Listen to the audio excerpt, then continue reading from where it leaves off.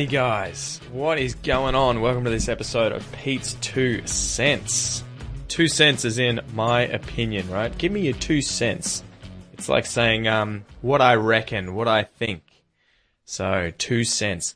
Welcome to this episode, guys. This is sort of impromptu. Not sure how long today's episode will go for, as my folks, as well as my sister and brother-in-law, are coming over at some point this afternoon, and we're having a barbecue.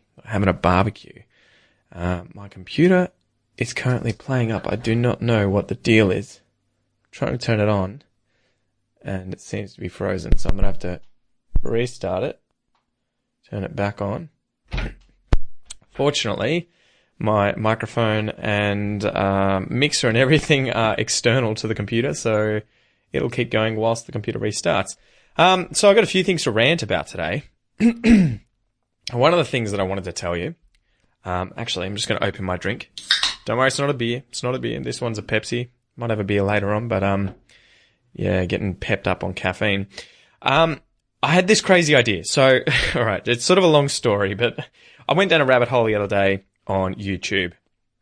So I start watching one video, it gives you suggestions about something else, and you started watching the news and you end up watching cat videos, right? It's one of those situations where you end up watching some shit and you're just thinking, how on earth did I end up here? Like, how did this happen? I remember getting on here and being like, I'm going to check the nightly news. And then all of a sudden you're watching dogs doing backflips on a farm or something. So it was one of those nights. I'm on YouTube, and there are these two really cool Australian shows. I'd heard of them before. I'd watched sort of episodes of them.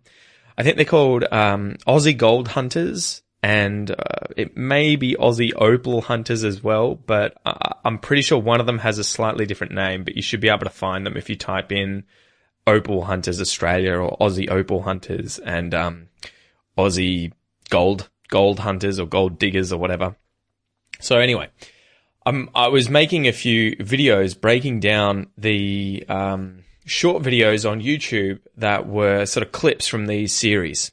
And I absolutely love these series because they always have like the most authentic, broad accented Aussie, just salt of the earth kind of people.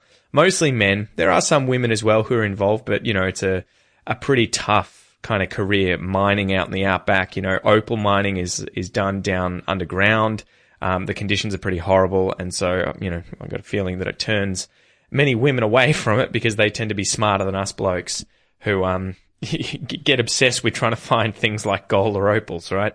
So anyway, I'm watching these things and I'm thinking, I just love it. They use so much slang. They've got really broad accents. So I'm watching these videos. I do a few videos reviewing it, sort of teaching you guys the pronunciation, the slang they're using. And then I start going down a rabbit hole. The YouTube suggestions on the right of the browser come up.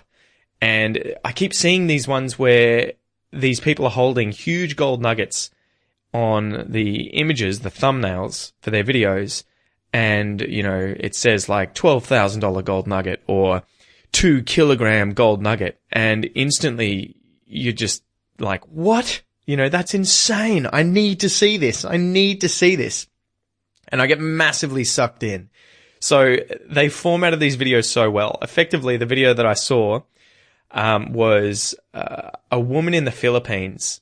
And the funny thing is this video has a narrator with a southern accent from the US. So they've obviously hired someone online to do the overdubbing or, narration over the top of these videos, being like, howdy y'all, and welcome back to this episode of Looking for Gold on the Volcano in the Philippines. This episode, we're back again and we find ourselves a monster of a nugget. It's a hilarious kind of juxtaposition. These small Filipino people traipsing through the jungle with this American accent over the top, and you can't see any American dude anywhere in the video. Anyway, so, they give you the little hook at the start of the video where you see this girl or woman digging this hole and, whoa, she's struck gold, right? She finds the tip of the nugget, and then, it cuts to the rest of the video and you have to start watching them walk up into the jungle, using the metal detectors, doing the looking for signs of gold, and then, inevitably in these videos they find it, they dig down. You end up watching the person effectively just digging in silence, right? They're not talking, it's just digging for like 10 minutes with them changing the angle, finding a small piece of gold, and then they keep going. And then they eventually pull out this monster, size of your fist gold nugget that if it were real, I think you probably see where I'm going with this, it would be worth tens of thousands of dollars, hundreds of thousands of dollars, a kilogram of gold. Like what's 28 grams of gold is an ounce, and the price at the moment is something like $1,800 American. So, say about $2,000 for an ounce of gold, 28 grams. So what's that? If it were 25, 4 of those and 100 grams, so that's $8,000, 10 of those. So $80,000 for a kilogram of gold. So they're pulling out these monster nuggets that are probably 2, 3, 4 kilograms that should be effectively hundreds of thousands of dollars. And I watched this one video and I was just like, Jesus Christ, that was easy. Like, this person's fucking rich. They are set, especially if you're living in the Philippines. Over there, the minimal, the average wage for a Filipino, and I know this because I've got a few Filipinos working for me who actually pay a great deal more than the average wage. But the average wage over there is like $7,000 a year. So if you're pulling these nuggets out of the ground and you're getting, what's that? 100 grand, say, per nugget. That's like more than 10 years work, 15 years wage for you equivalently. That'd be like me finding, I don't know, the average wage in Australia is maybe $100,000. So something like $1.5 million worth of gold just by walking around in the outback. Anyway, so I saw the first video and I'm like, that was fucking impressive. For what looked like incredibly little work, she's just walking along a river, gets this little signal with her metal detector, digs for a little bit, and wham bam, thank you ma'am, she's got this monster nugget that she's going to, sell and rake in the money. And then I looked at all the other videos and I'm like, wow, this person seems to post a video every single week, and every single week they find a fucking huge gold nugget. So I was like, there's something fishy going on here, right? This can't be like true. You can't be that lucky. That would be like walking around the street looking for change that someone had dropped on the ground and finding $100,000 and doing that every single week, right? It would just be unheard of. So anyway, I give him the benefit of the doubt. I open another video and I start noticing some really dodgy shit. First of all, the cuts from the videos. They always seem to cut the video before they show you inside the hole where the gold nuggets are, right? Once they come across these gold nuggets, which makes me feel like they probably put the nuggets there once they finish digging as deep as they want to go. And then they open the camera up and they're like, hey, look, there's a nugget. We just found a nugget. If that's not the case, I imagine they probably go to these locations, dig the hole, put the nugget in the hole, fill it in, and just mark it, and then come back later and dig it back up, when it's on video and the ground looks like it hasn't been disturbed. It's probably rained, there's leaves and stuff have fallen there, so it doesn't look like someone's already dug a hole. They would be the two ways I reckon they've done this. Either they're just randomly digging a place in the ground and then they shove the nugget in there and then film themselves finding it. It always seems to come out of the wall so easily. It's super clean, like bright gold. And you'll watch these guys on the Aussie Gold Hunters series and you'll be like, they'll be finding literal, like true, real, authentic Fair Income nuggets, which are quite often quite smaller, but they're filthy. You can't see them, right? You can't see that it's gold. They have to clean them up, polish them and everything like that to even show you. So a lot of the time they're like grabbing fistfuls of earth and having to hold it above the metal detector to see if the signal comes there because they can't see it. They can't see any gold, any yellow at all. So that was a big red flag. The other one is I think they're adding the sound in for the metal detectors afterwards because it didn't seem to really correspond properly with the movements of the metal detectors. Quite often they would move the metal detector away from where they were apparently getting this signal for the gold nugget. You know, they would move it a meter or so away and they'd still be getting sound, and you're just like, really? Really? And the other thing is they don't do any sifting, right? Like they don't pick up, you know, bits of earth in their hands and hold it over the metal detector to see if they're getting sound, right? And they always seem to find just massive nuggets. There's no little bits and pieces. There's no little chips, anything like that. You would imagine if you're finding huge nuggets in the ground, there would be gold everywhere. So, I don't know. There was that.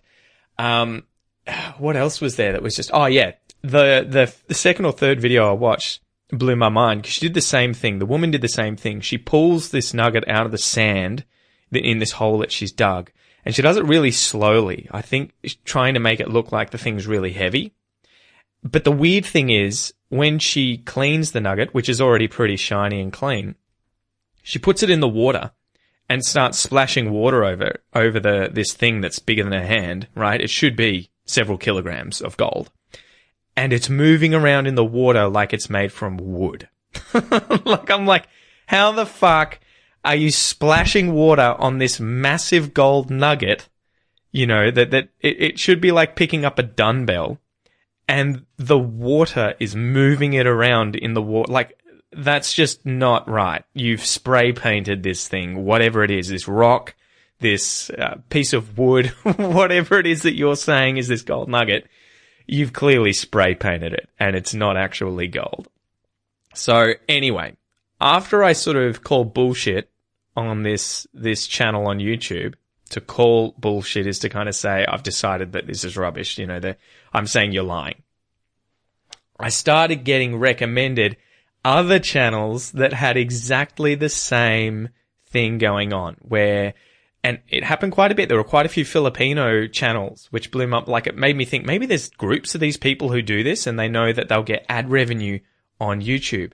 So I was thinking, you know, as well, if you're pulling these nuggets out of the ground and you're doing it this frequently, why the fuck would you show anyone anywhere that you went and found these nuggets? If you're earning tens of thousands of dollars, hundreds of thousands of dollars every time you find one of these nuggets, why on earth would you put that on YouTube? Why would you show anyone any of this for fear of them finding your place and going there and just pulling these nuggets out of the ground? And that was when I was like, they're doing this for ad revenue. They're trying to get viral videos that people watch to get ad revenue, and they're making money from the ad revenue, which makes me think they are definitely not finding gold. So anyway, I went back and I looked at the video that I first saw, and I noticed that it had 19 million views. 19 million views, right, in about a year. It blew my mind. That's probably twice as much as my YouTube channel has ever received, which is insane. And to put it in perspective, let's do the maths now. So 19 million divided by 1,000, should be what, 19,000, is 19,000. I get, ad revenue-wise on my channel, I get about $6 for every 1,000 people that watch one of my videos. And that's pretty good. For whatever reason, I think it's because I'm in Australia. There must be, I mean, I don't watch my videos with ads on. Or I just don't see, I probably don't see the ads that you guys see wherever you guys are, but there must be a lot of travel and other advertisements that have really high value for clicking through, because that's pretty good. $6 for 1,000 views on YouTube is pretty high. So giving these guys the benefit of the doubt and imagining they make exactly the same ad revenue as myself, that video of this woman literally not talking, just digging a hole, pulling a gold nugget out of the wall, you know, out of this sandy hole that she dug, if they made 19 million views on this, they made 19,000 times 6, which is $114,000 from that video alone. So there you go, guys. That is why these channels are a gold mine. Ignore the pun. These guys are creating these bullshit videos where they're faking finding these nuggets, and they're hoping that some of these these videos go viral and they get millions of views because people watch them. And, you know, it's one of those things where it's kind of like a white lie. I guess you're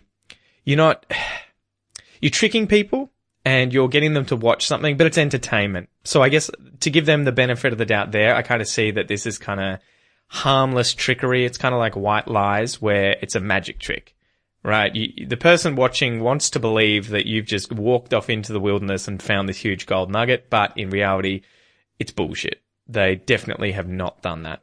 But they're doing this, and they're repeatedly doing this with, you know, newly spray painted rocks every single week in order to make these videos and then hopefully get viral videos out of it to make hundreds of thousands of dollars.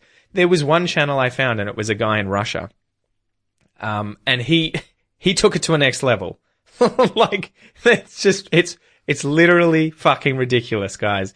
There's one video where he's driving around, and in the distance, he's like in a paddock somewhere, right? In the distance, he sees this rock that is like half the size of his car, and it's just brilliant gold. Like it's just shining gold. It's so gold that just sitting there on the ground, right? Half coming out of the ground. And he drives closer, and it's like literally half the size of his car. And the name of it is like biggest gold nugget ever found on Earth. It's just so ridiculous. And the reason it is because when he gets out of the car and starts running around and, you know, showing the nugget in the video, you can see other large rocks around this gold nugget, in quotation marks, air quotes, that, funnily enough, look like they have broken off this main other rock, this gold nugget rock. You know, you can see that they come together. This thing is like broken apart, and for one reason, one half of it is bright gold because he's probably spray painted it. In fact, definitely spray painted it with gold paint. And the other half is just a normal looking, you know, big rock. The mind boggles, guys. The mind boggles. The other weird thing that this guy's done that just blows my mind as well is he's obviously collected a lot of rocks, little pebbles and everything, put them in, I don't know, on newspaper and spray painted all of them. So he's spray painted all these rocks because they're a different color too. They're a slightly different color. And then he's just spread them all over the ground on the surface around this huge main nugget. And so again, it's just like, dude, how fucking dumb do you think your viewers are? I asked that, you know, I was thinking whilst watching this, like, one, the thing doesn't look like a gold nugget. It's so brightly gold, like gold in color, it looks like someone's cleaned it, you know, and that's just, anytime you look up a gold nugget, huge gold nugget, that's not what they look like. They do not look like some huge rock that is pure 24 karat gold through and through. You know, they're quite often full of quartz, full of other bits of rock, metal, iron. It's usually what I think they call an aggregate, where there's gold, but there's all these other bits and pieces in there. You know, it's like kind of a mess of all these other different minerals and rocks. This thing is just this pure gold, huge rock. And then there's just all these other gold pebbles spread all across the surface of the ground that don't look anything like the rock that apparently they would have come from, right? They would have chipped off the main gold nugget. And why would they just be so clear on the surface of the ground? If they've been there for thousands of years, hundreds of thousands, maybe millions of years, why would they just be scattered on the surface, sitting on top of soil and grass and other rocks? It just blew my mind. I'm like, this is so fucking dumb. Then I saw the view count on this video.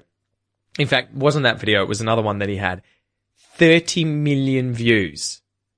30 million views one of his videos had. And it was the same crap of him like scooping up these gold pebbles on the ground next to a river and putting them into a sieve and being like, look at all the nuggets I found. And it's just like, that doesn't happen. That doesn't happen. No one's ever going to find gold like that. Just, you know, thousands of these stones just all on the surface there for you to go and pick up like that. And then, you know, presto, go home and make millions of dollars. Anyway, I looked up this guy's total view count, and he had, I think it was 334 million views, right? So we divide that by 1,000, so 334,000, and we times that by my rate of $6 per 1,000 views. This guy, if he was getting paid the same that my YouTube channel was earning, has made $2 million based on that. $2 million based on his channel, making these videos that are just him running around the countryside, finding these gold nuggets, right? So the mind boggles, guys. The mind boggles. I mean, again, it's kind of one of those things where you're like, it's a white lie. He's trying to entertain people. Maybe people are watching this and, getting a kick, getting a laugh. But my sort of opinion is, oh, dude, this is, it's just so kind of tacky, dishonest, and just imagine if that was your living, right? Your entire living. Imagine this guy, he's on Tinder or he's dating and they're like, well, what do you do? And he's sitting down and he's just like, I spray paint rocks, spray paint them gold. I go out, pretend to, find them. I film my adventures and then just turn them into YouTube videos and, make millions of dollars from the ad revenue. You'd be like, first I think you'd be like, fuck, that's pretty impressive. Can I do that? And then you'd be like, man, that's such an embarrassing job. Like, really? You just trick people so they watch your videos on YouTube? Anyway, so I guess the moral of the story here is don't believe everything you see on TV or on YouTube in this case. Quite often if it's too good to be true, it usually is. The other thing I was thinking, because I was going to do a reaction video to this, but then I thought, you know what? I'll ask you guys. What would you guys say? Because I went online and tried to find people talking about these channels, these videos about people finding fake gold nuggets, and it seems like no one's talking about it.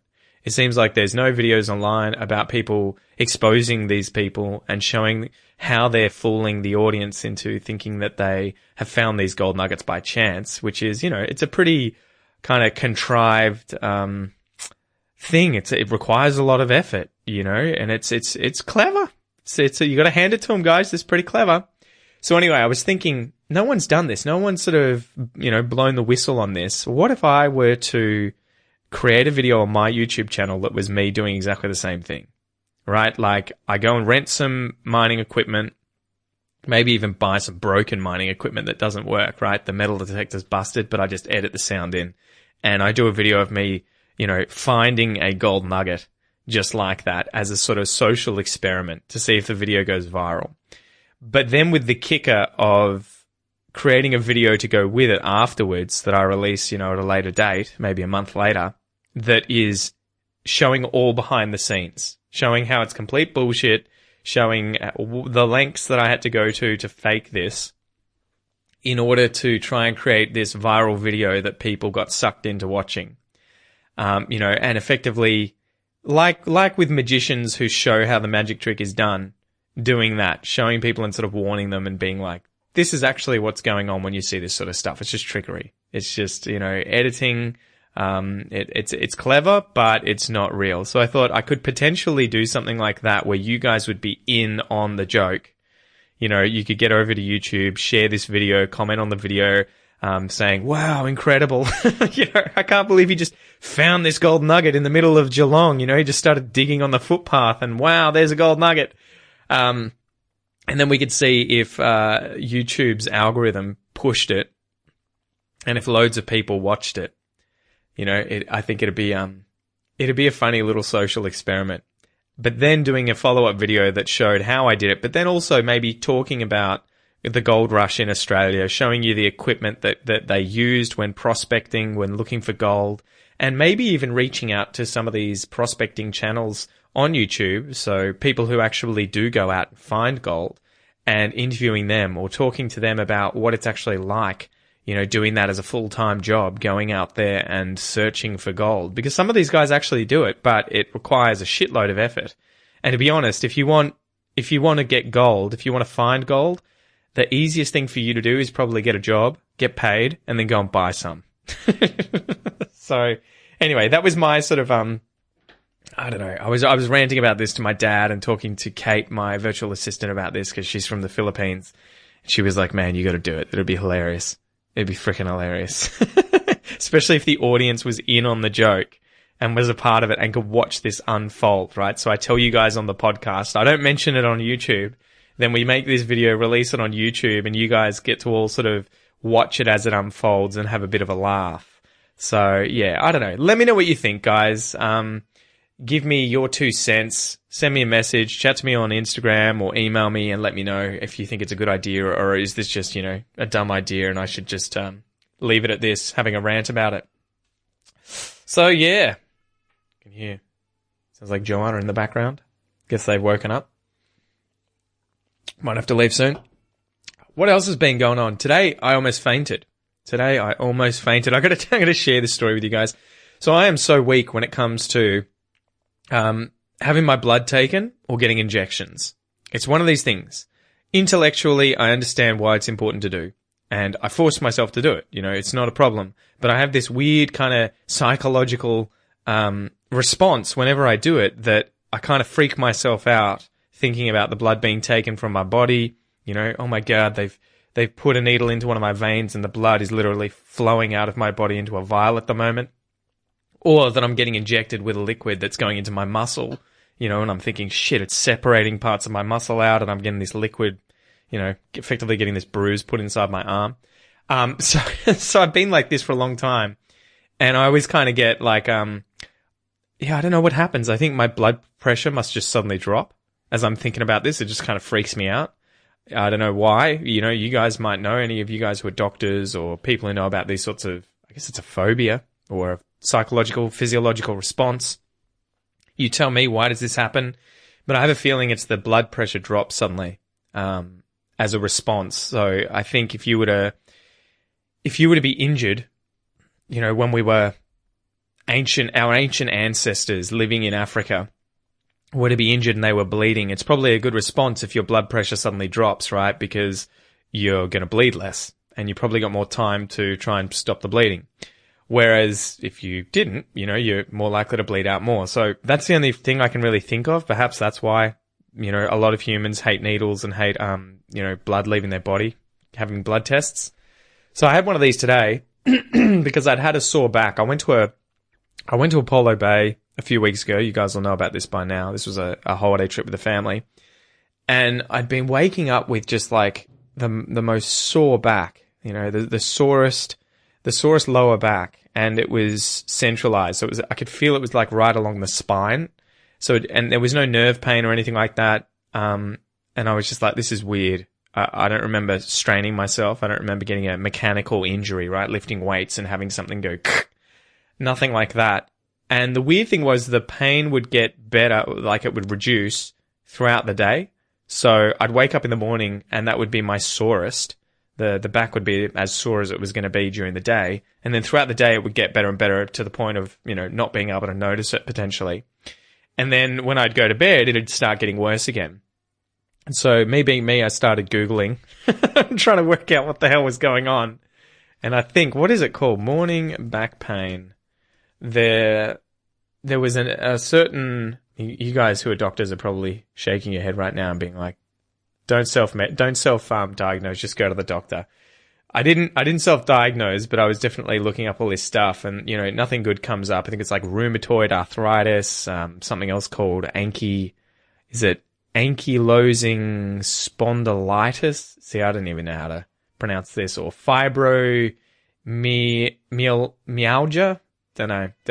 So anyway, there were all these things, herniated disc, lupus, osteoarthritis, or sciatica, all these reasons to have morning back pain. And I was just like, Jesus, okay, so I need to get checked.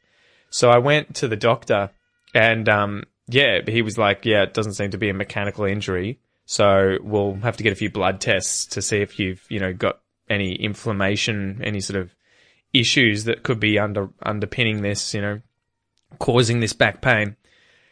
So I had to go in today, fasted, and, pretty much walked into the room. There was only a chair and I was just like, look, last time I had my blood taken out of a chair like this, I passed out. I'm not going to lie to you nurses, it's pretty embarrassing telling this to some young, attractive nurses, but I'm just like, I don't want you guys picking me up off the ground. So, you better, I hope you have a bed or you're going to have to take my blood with me lying on the ground so that, if I faint, I don't go anywhere. So they took me into the other room and I lay down. And again, I sat there, I'm just chatting away to them. They use the little, is it called a catheter? I think it's a catheter. I don't know. No. What is it called? No, it's not a catheter. Catheter is the thing that goes in your urethra, right? The name is on the tip of my tongue. Name of needle for taking blood. What is it called? Butterfly needle. Maybe it's that. Venipuncture. Venipuncture. That's another name for it. Okay. Yeah, anyway, so they use this different needle that's got like a tube connected to it that then goes into the what would you call it? The vial that collects the blood. I didn't even feel it go in. I was amazed. This nurse just had, the hands of a fairy, right? It was crazy. She just gave me the treatment, didn't notice it. Could sort of feel the blood coming out after a bit, and I was just like, okay, here we go. I'm going to start overthinking things and get lightheaded. But no, I felt fine, sat up, thought I was all good, and then could see the vials of blood. And that was what just set me off. I was just like, I'm going to have to lie down again because I can feel myself already having a response. So I don't know what it is, guys, but it is one of these things, sharing this with you. I hope you either giggling or that you understand where I'm coming from. Maybe you have the same issue. It's so annoying. It's the most annoying thing in the world. Every time I have to get needles or have blood taken, I have to always be like, look, I may faint. I'll probably be fine. If I feel bad, I'm just going to lie on the ground, okay? And then I'll probably just wake up hearing you saying my name. So, don't panic. Don't call the ambulance. I'll be sweet. But I just tend to have this reaction. So that was the fun for today. Getting that taken. So, yeah. What have we got here? We got a question. I got a question today on Facebook that I wanted to answer. Let me just open that up. Where are we here? Messages. Come on.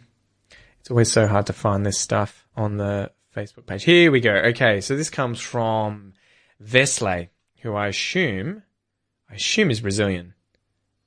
It may be Wesley, if not. But so the question was, Pete, what did you find most difficult when starting jiu-jitsu? Have you thought of giving up at the beginning? Thanks a lot, mate. So yeah, I did Brazilian jiu-jitsu for probably the better part of 4 or 5 years when I was living in Melbourne. I haven't done it in probably 4 years now, so I miss it so much. It was so much fun. But it was really difficult in the beginning. It was like learning to swim. You kind of get thrown in the deep end. And so I guess for any of you guys who don't know what Brazilian Jiu-Jitsu is, it's a form of grappling, which is, wrestling, but submission wrestling. So a submission is where you position yourself in a certain way to endanger another person's health, I guess. It's sort of difficult to explain, but where you're effectively threatening to break one of their bones, like in their arms or legs, to choke them to the point of unconsciousness. So not choking their throat so they can't breathe, but choking as in applying pressure on either side of their carotid arteries in their neck so the blood stops flowing to their brain and they pass out. It sounds worse than it is. But effectively, you're just making the person faint. And obviously, if they do that, they can't keep fighting. The match is over. There's that, and then there's joint locks and everything, right? So, like an arm bar where you're extending the arm, or a leg bar, a knee bar where you're extending the knee out. If you overextend it, you would dislocate the elbow or the knee. And again, the person would be effectively submitted. So it's a really, really good sport. I couldn't recommend it enough, especially for women, because you will learn how to protect yourself, especially from men being on top of you with a weight on top of you. And so there were so many women when I was doing it in Melbourne. And if you guys are in Melbourne, go check out Absolute MMA. This is in the CBD. I think they have one in Collingwood and in St Kilda as well. The one I was going to was in the CBD. Absolutely incredible place. People are the loveliest people in the world.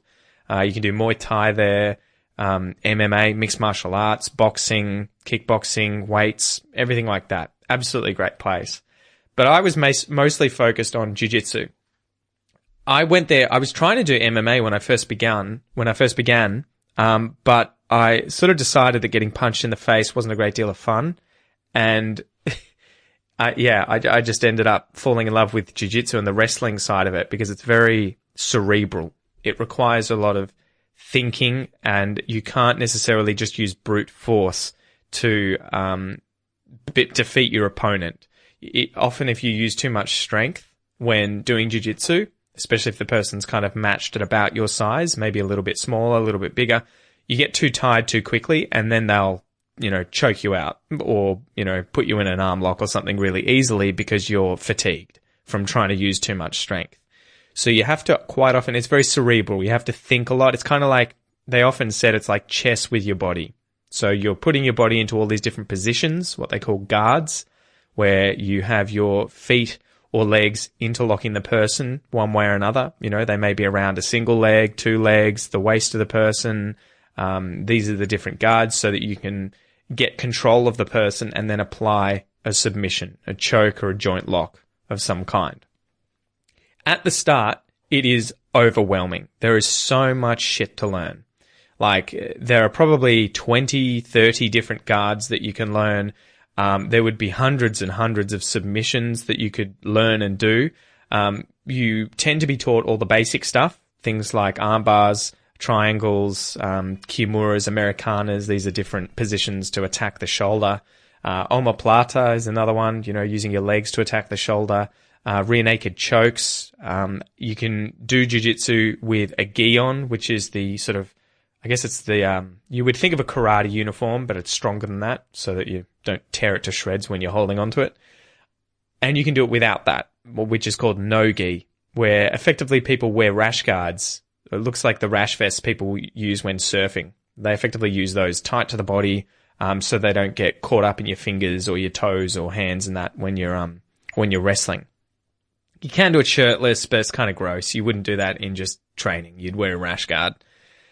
So anyway, yeah, it was a lot to learn in the beginning. I don't think I ever felt like giving up. I just felt like there was just always so much shit to learn. It's the kind of thing where you just can't get enough usually. People will quit at the beginning, or they will start showing up every single day of the week. There seem to be those two kind of extremes.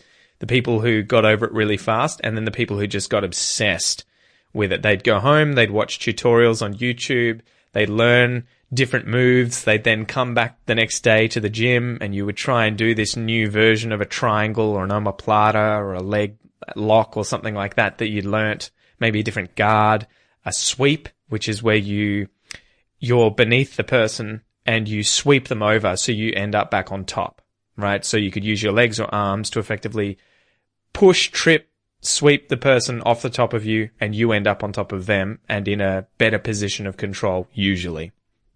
So anyway, what did you find most difficult when starting it? It was probably just the overwhelming number of positions and moves and submissions that you could do. And you kind of get overwhelmed by the number, and then you have to realize you just need to focus on the basics when you first begin. Learn close guard, side control, half guard, all of these sort of basic guards, the bread and butter of the sport, and just nail those, all the traditional submissions from the top and from the bottom, close guard, triangles, arm bars, omoplata, that's your bread and butter from below, and you can transition between all three of these, kimuras and the Americanas, lapel chokes, all that sort of stuff, your rear naked chokes when you're not in guard, arm bars from the top, triangles from the top, all that sort of stuff. There's probably about 20 or 30 basic things that you need to learn and master at the beginning.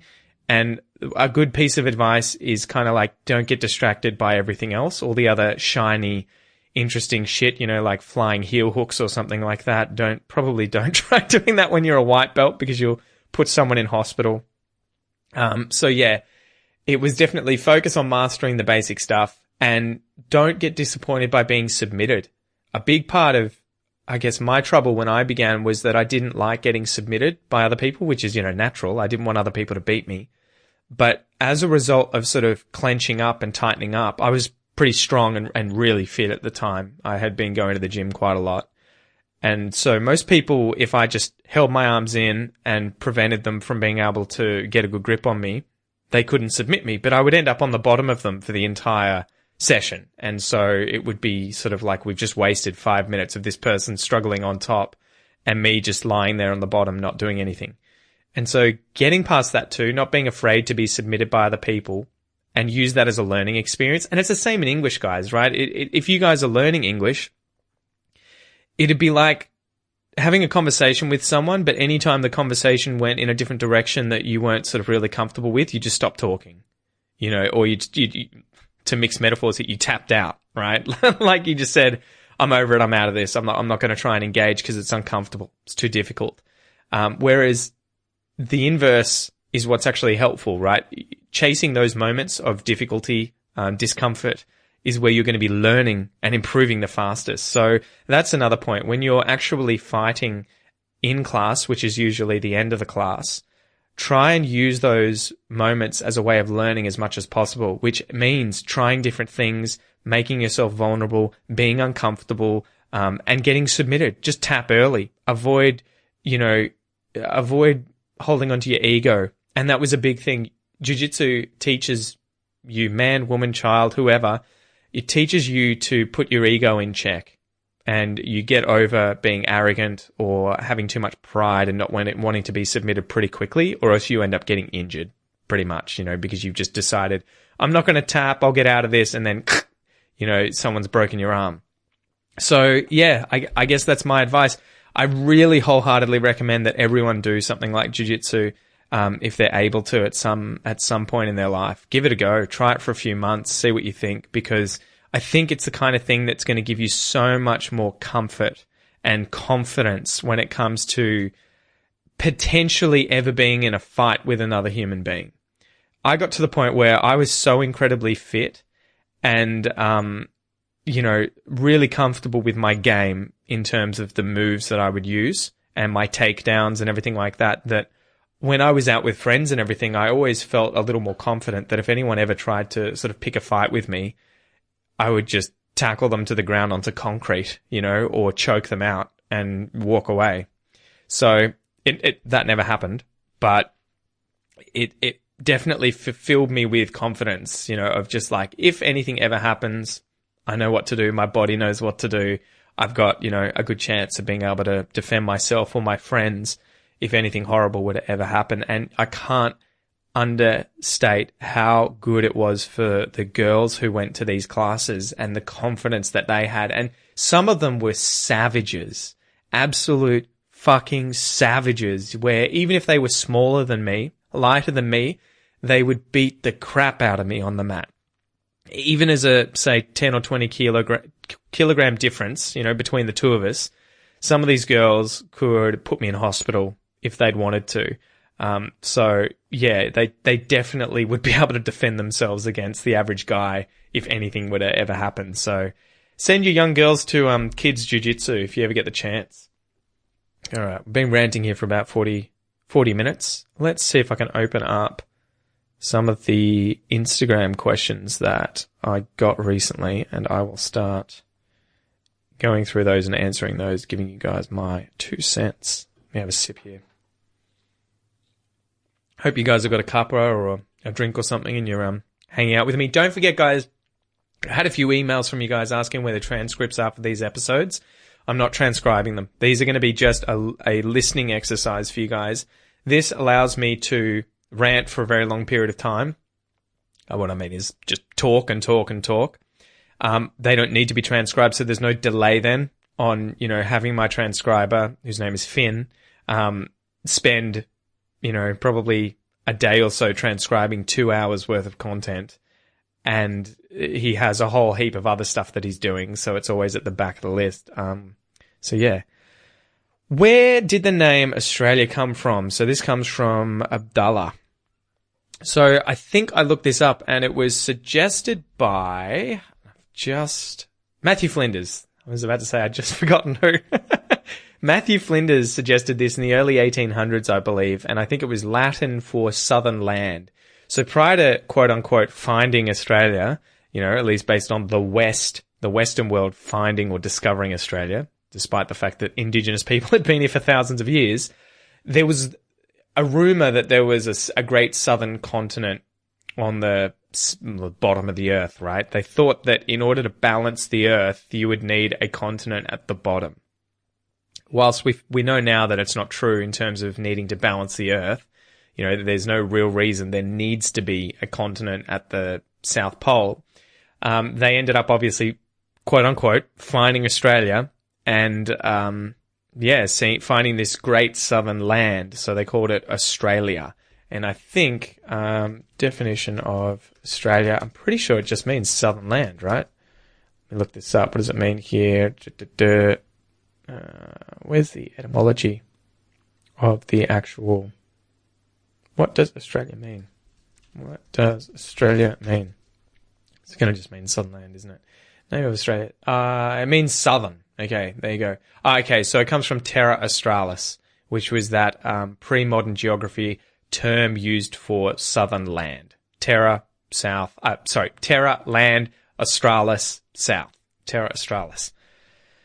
So that's it. Yeah. It was suggested in 1804 and has been in use officially since 1817, replacing New Holland, which was used before that as an English translation of the Dutch name, which would have been given to the place by Abel Tasman in the 1600s. So yeah, pretty cool. That's how we got the name Australia. Next question. All right. Can you use the word thongs to refer either to flip-flops or undies in Australia? So this one comes from Licton. Thongs, I would pretty much only ever use to refer to my thongs, as in flip-flops. I guess, you know, rubber sandals that we use in Australia when going outside or going to the beach. That's pretty much the only time I'll ever use thongs. The kind of humorous difference here between the US and Australia is that in the US, a thong is a G-string, which is the underwear that some women sometimes wear, where the the back bit of the underwear goes right up the butt cheeks, right? So I guess there's as little coverage over the woman's bottom as possible. And I think it's because they want to wear it at the beach to get tanning, you know, even tanning, so that if they were wearing underwear, they would get like a white triangle left over on their backside, on their bum, because that's covered and protected from the sun. If you're wearing a G-string, it's going to be, you know, a very thin tan line or absence of tan.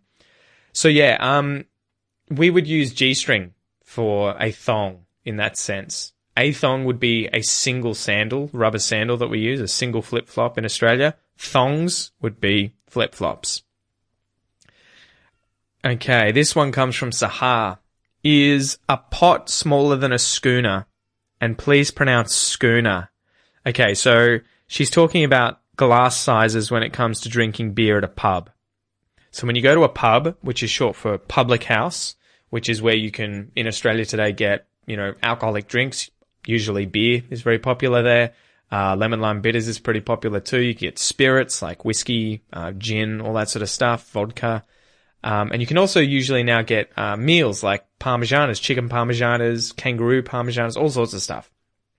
In Victoria, if you were to go to a pub, they'll generally have two sizes of beer that you can buy on tap, right? So on tap means that they've got a keg of beer, which is like a metal drum that the beer is in, pressurized with gas, and they have it linked into a handle at the bar where they can pull it forward and the beer comes out into a glass. So that's how they pour it, right? It's on tap. They use a tap to pour the beer out. In Victoria, they'll have the two sizes, a pot, which I think is 285 milliliters, so about, a quarter of a litre. It's about, 100 mils smaller than a can of soft drink.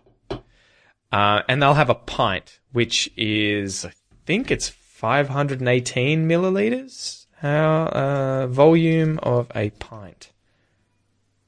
No, it's not that, is it? 473 milliliters. Imperial measurement, 568. Okay, so it's obviously between the high 400s. I think that's, okay, that's in the US. It'll probably be an imperial pint. Yeah, okay, all right. So it's 568 milliliters in a pint in the imperial system. So you'll have those two options. One's half the size of the other, effectively. 285, 568. In certain states, you'll get different sized, the the size of the glass smaller than the pint will vary. So in Canberra, New South Wales, and I think Queensland, you get schooners, spelt Schooner, whereas in Victoria, and I'm not sure where else, you'll get pots. I wonder if pot, pint, schooner, map, Australia. Let's see what the spread is across the country. Oh, and I should also mention you can get a jug. And a jug is, I think, about a litre and a bit. A jug is 1,140 millilitres, 40 fluid ounces. A pint, 570 mils, 20 fluid ounces. A schooner is 450 mils, 15 fluid ounces. And a midi, or a pot, is 285 millilitres, 10 fluid ounces. Oh my God, and this is where it gets confusing.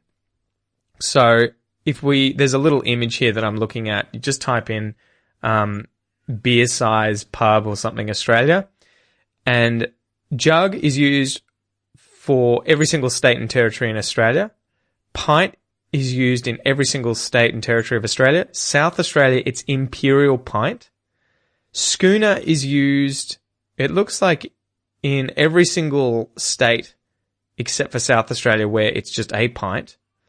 Although in Victoria, I don't think you're going to find a schooner in many places. I think if you were to ask for one, they'd look at you a bit weird. So I'm not sure why we've got that in the Victoria column. And then in the midi or pot, schooner, 10, or even handle, there's all these different names for the size that's 285 millilitres. New South Wales ACT, it's a midi. Victoria, it's a pot. Queensland, it's a pot. Okay, so Queensland, it's a pot. Although Queensland apparently has schooner as well. West Australia, it's a midi. South Australia, it's a schooner. Tasmania, it's a 10, just called 10, I guess 10 fluid ounces. And then Northern Territory, it's called a handle. That's weird. That's really weird. Go figure, guys. Go figure. Just ask for a beer. Get a pint. Pint's probably the safest bet. Ask for a pint. Yeah, all right. Let's go to the next question. Maybe we'll get to about an hour and then we can finish up. What's the difference in pronunciation between the words where, W-H-E-R-E, and were, W-E-R-E? So like, where were you? So they're just two different vowel sounds after the W sound. Where, you get the air sound, like I'm breathing air, I'm wearing clothes, so I guess it's the same as W-E-A-R, as well as maybe wears, like goods that are used in somewhere like, I guess, a warehouse, right? W-A-R-E. So they're all pronounced the same, like care in that case. They're all pronounced the same. Where. Were is the long vowel sound, like in bird or third or fur or nerd. Okay, word. It's a weird vowel sound because it has a lot of different spellings in English. It's usually, E-R, O-R, I-R, U-R, E-R-E. There's loads of them. So where and were. Where were we? Interestingly, if you were to contract we are, this sounds like where, as in W-H-E-R-E. Where are you? I'm wearing clothes. We're wearing clothes where we want to wear them. So it's all the same, right? Where. But were, the past tense of to be, is the different vowel sound. All right, let's see. Is TAFE free in Australia? For Australians, it's not free. I would imagine it's like universities. If you get into a university based on your mark, as opposed to being a full fee paying student, which is usually when you couldn't afford, or you didn't have the marks to get in without having to pay a higher fee to do the same course. So yeah, I would imagine it's the same deal where the government pays for it using a system that is called HEX. At least that's what it was for me when I was doing uni, and I'm still paying it off. What does that stand for? Let's look that up. HEX stands for Higher Education Contribution Scheme. Since its inception in 1989, the Higher Education Contribution Scheme, HEX, has been an integral part of the Australian higher education system. Okay, so it may be all over the place. So HEX, HELP, and CSP, they're the different sort of, different versions of the HEX thing all over Australia. Effectively, the government pays for your education, and then later, when you're making income from a job, once you get past a certain threshold, I think it's like $45,000 a year in income, the government requires you to start paying back a certain percentage of your wage to cover the fee that the government paid for. So, in my case, I did an undergraduate degree, which was 3.5 years long at Melbourne University. And then I did a master's degree, which was 2 years long. And so I had about 5.5 years of course to pay for from classes. And I think the total was $36,000 in payments from the government. So I had a debt to the government of $36,000. It's kind of gone up and down a little bit based on interest. You have to pay interest on the amount you borrowed. So each year the amount racks up, an extra $400 or something. But because I've been paying off a certain amount of it each year, it's kind of fluctuated a little bit. I'm still, at about $30,000 somewhere, but that's how it works. And I think, if you guys get Australian citizenship, it works exactly the same for you guys. If you can get into a university or into TAFE or some other tertiary education program, right, outside of high school, which is secondary, and primary school, which is primary, secondary, tertiary. If you can get into one based on marks or, an entrance exam or something, the government will pay for it using the program like HEX, and then you pay the government back when and if you earn a certain amount of money. If I were to never earn over the threshold of whatever it is, $45,000, I would never have to pay that money back. So there you go. All right, we got one here from JP.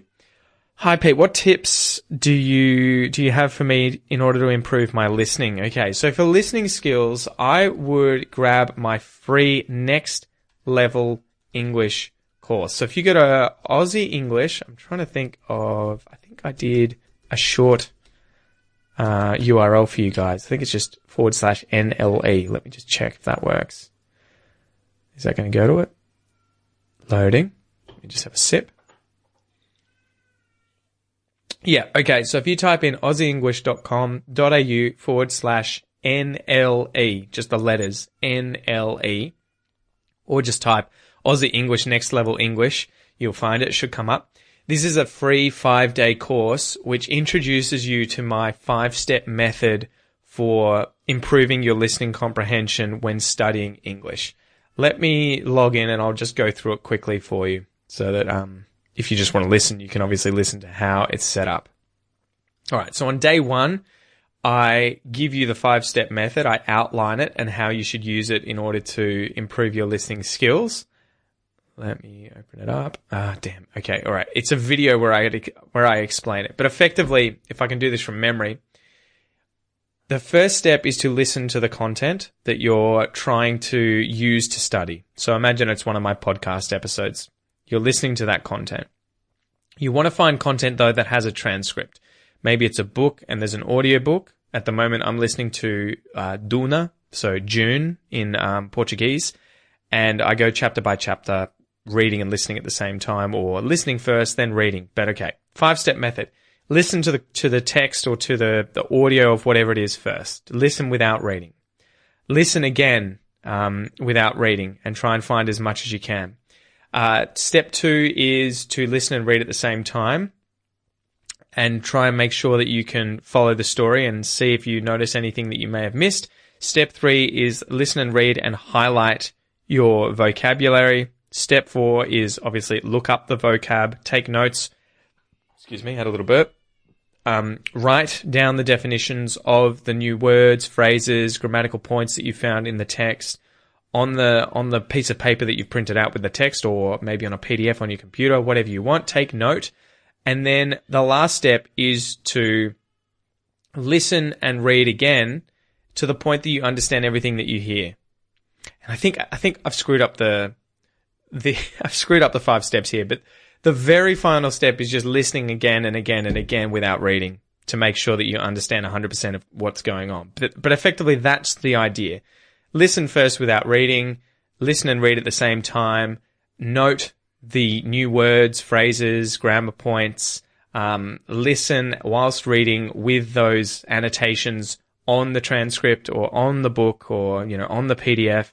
And then finally, after you've gotten comfortable with being able to understand every single word in that podcast, the audio book chapter, TV show, whatever it is with subtitles, whatever it is, listen again without reading. And so if you can repeat this process, this is a way of really pushing your listening skills, improving them rapidly, because you're going to be learning a lot of vocab. You're going to be repeating the same content again and again, and you're getting repetitions of that content. So you're hearing the same words, the same connected speech, the same intonation, the same rhythm multiple times, as opposed to just listening once and then moving on to something completely new, because you'll have missed out on probably, 50% of the stuff you could have learnt from a given podcast episode or audiobook chapter if you just listen to it once. And if you listen without reading too, you're going to miss a lot of words, potentially connected speech, everything like that, because you'll get the message, you'll understand the basics, but you won't really sit there and be like, oh shit, there was this word. I thought it was this word. Like, I have that every single time I do this. At the moment with June, every single time I'll listen to a chapter and I think, I understood what was going on. I didn't miss anything major. And then when I look at the transcript, I'll find things that I didn't hear. I'll be like, wait, what? That wasn't said in there. I don't remember hearing this at all. So that's why it's so important to do both those things, the listening and reading, and combining them in that way. Listen first without reading so you can test yourself, see how much you can get without actually reading every single word. Do both to see if what you hear is matching what you're reading, what's actually being said.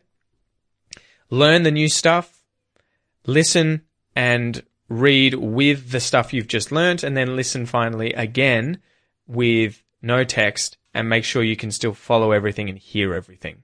So there you go. That should help you. Again, whether you use Aussie English or not, use that kind of a method and it's really going to help. I think the key here is to just linger on content for longer. I think a lot of the time we want to just smash through content. I want to watch 10 episodes of something, but I think you would actually get so much more, you would become so much more advanced with your English skills if you pay attention, spend more time on a single piece of content and really squeeze as much out of it as possible, instead of just trying to consume a shitload of content all at once, if that makes sense. So it's that kind of intentional study versus leisure time.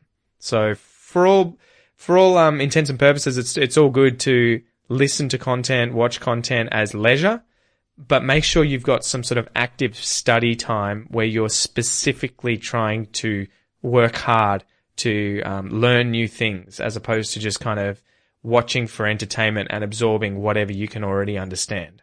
So hopefully that makes sense. Hopefully that helps.